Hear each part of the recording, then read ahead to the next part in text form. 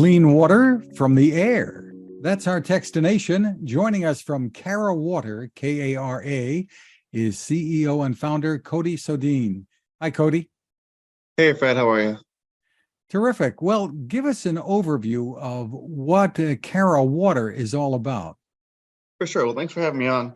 So Kara Water is an air-to-water company. So what we do is take the humidity in the air and we turn it into 9.2 pH mineral drinking water. So some background about this. How did this come about? Yeah, so long story short was I grew up in a small town in Pennsylvania where we had well water. And my folks had a lot of health issues over the years.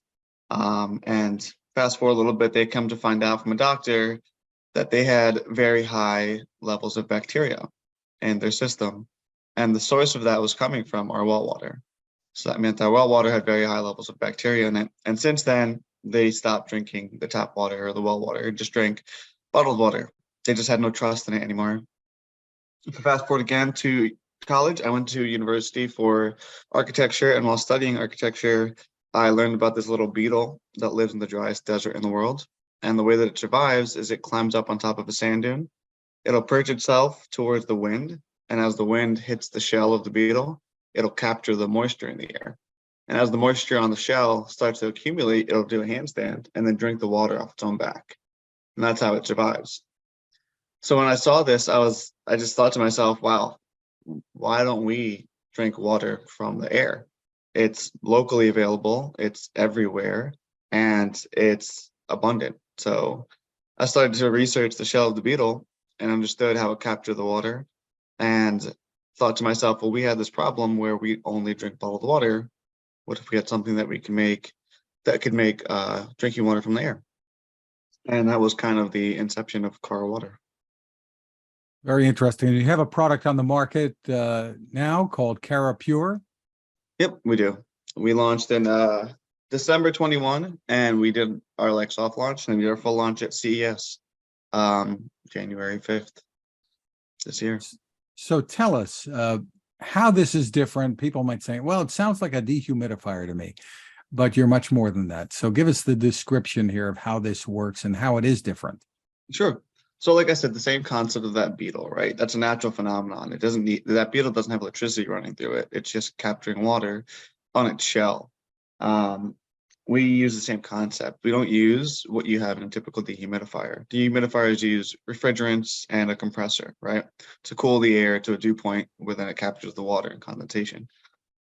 We don't have a compressor in our unit. It's very similar to the shell of the beetle. The best example I can give you is those little packets in your shoebox that say don't eat, that keep the box dry. We use a similar material. And if you think about that, there's no energy input in that pack of silica in your box. It's just naturally pulling water out of the air. So this material has the same natural phenomenon. As we pass air over the material, it just pulls it out like a magnet. And we capture that water and we create about 10 liters per day. So we use the opposite, like the entirely opposite process. We don't use cooling or cold air to condense the water. We actually just have a material that captures the water, and then we use heat to dry it out to keep it dry so that it keeps absorbing water. This makes really, really pure water, which is it's pretty much it's really, really pure. So we get to put anything we want back into it. So we add these unique and rare minerals that make it alkaline, which people really love, the alkaline level. And we add minerals back into it. So our process for how we capture the water is entirely different. It's far more sustainable. It's far more environmentally friendly. It's quieter, and it's something that's more recyclable as well. Refrigerants obviously aren't as recyclable. So what does the cost work out to per gallon of water? So it's about, depending on where you are, so we say it's about 10 liters per day, right? So about 2.5 gallons per day of this mineral alkaline water that you'll make. I will say 20 bottles of water.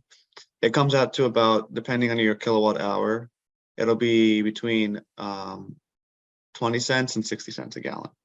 That's pretty favorable compared to the purchase of bottled water. Correct. And there are consumables that are sort of required with the machine to add these things? Yep. So again, my architecture background kicked in there, and we made sure that the only thing that you would have to change are your filters. The air filter is cleanable by vacuum. The filters are just twist off. There's no screws, no tools required to get in there. There's a key that opens the back door, and you just change the filters. And typically for other water products, they require you to change their filters every 3 months or 6 months. For us, we require you once a year.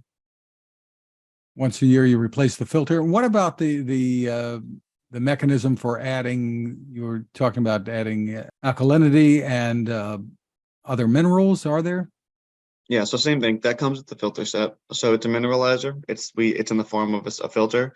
So it's just natural minerals like rocks that are in these filters, and you run the water through, and it picks up the minerals as it goes through it. So that comes with the filter replacement once a year. And that's what gives you the alkaline water as well?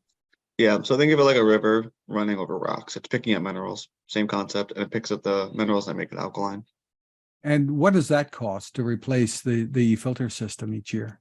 So we run the filters for $200 a year. $200 a year? Okay. Yeah. Tell us about the cost of the unit itself. Sure. And is this within reach of a lot of people? So right now, it's our first product. We're just launching. We need to, it's a new technology. It took a lot of design effort to build a stainless steel product, fully stainless steel. So the cost right now is $37.99. And we typically run discounts. Currently we're running a discount. We were just on the Today Show 2 days ago. So we're running a discount, in celebration of the Today Show cover. So you can check out the website. There's 20% discount running right now as well. Tell me about the potential for using this technology in areas of the world that really have problems finding clean water.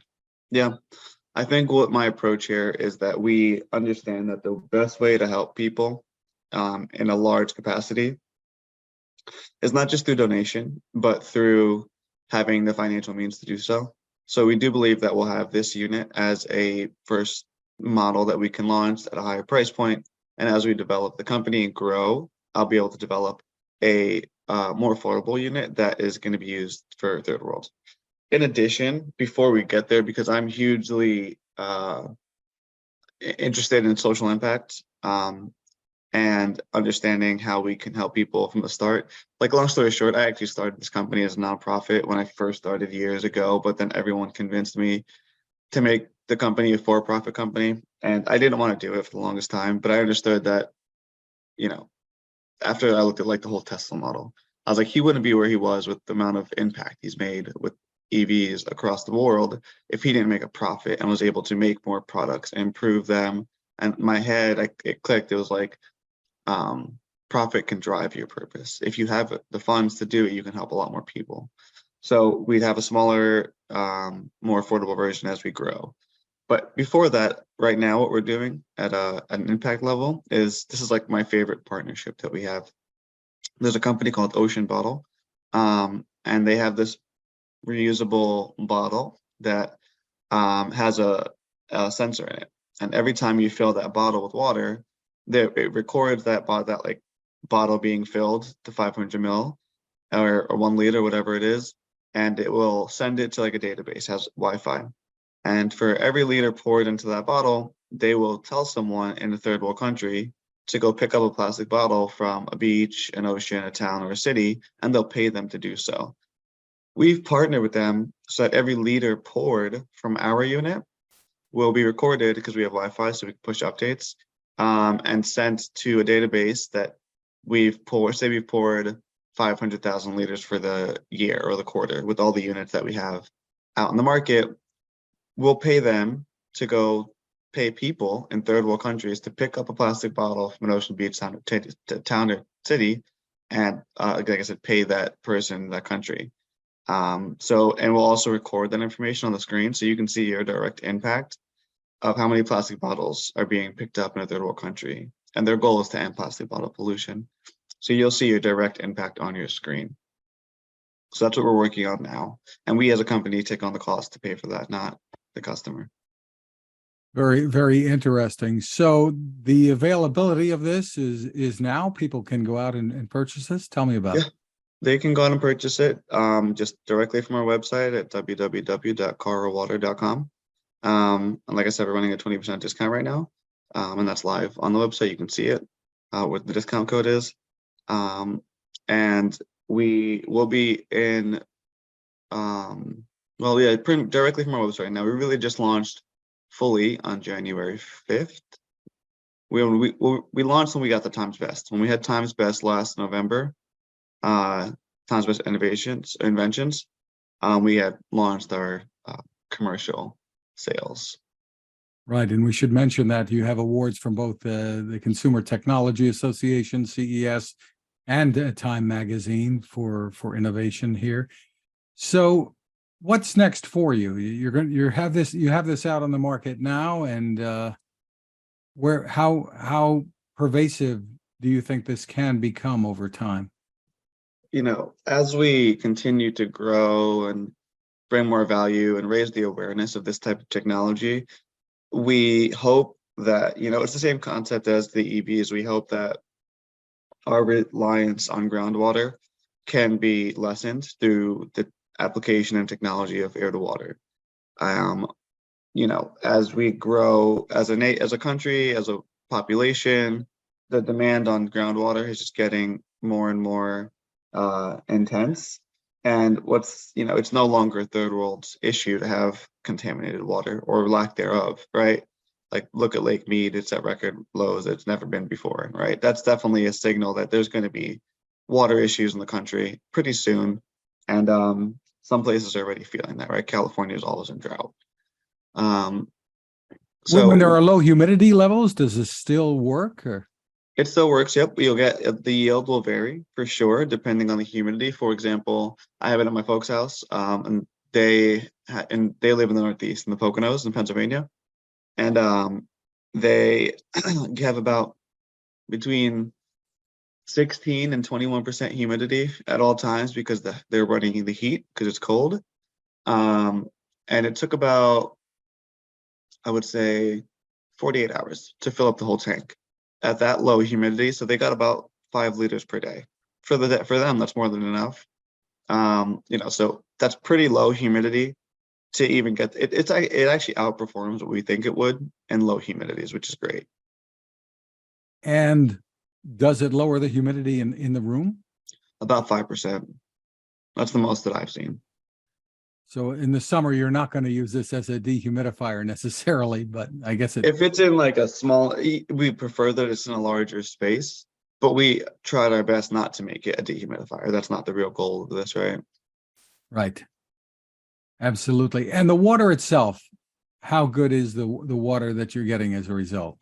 It's great. I mean, I'm not to be biased, but it's definitely, I mean, I looked at the mineral profile myself and I kind of sourced it looking at other big brands out there to figure out what people love, what they purchase now. When I looked at the mineral profile, I looked at like Fiji water.